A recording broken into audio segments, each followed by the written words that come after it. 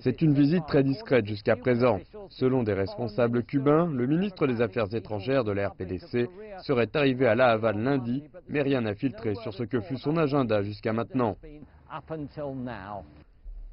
Sa première réunion publique a eu lieu mercredi matin, lorsque Ri Romeo est arrivé au ministère cubain des Affaires étrangères à La Havane pour s'entretenir avec son homologue cubain Bruno Rodriguez.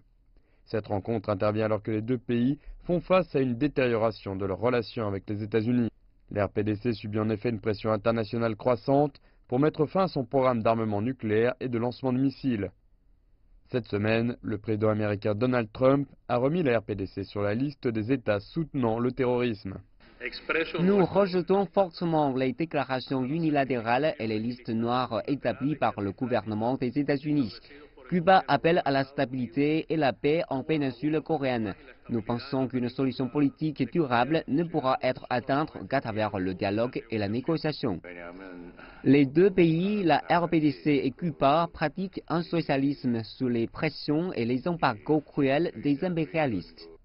Cuba, pour sa part, a été retiré de la liste des États soutenant le terrorisme par l'ancien président américain Barack Obama, mais fait à présent face à de nouvelles restrictions sur le commerce et les voyages de la part des États-Unis.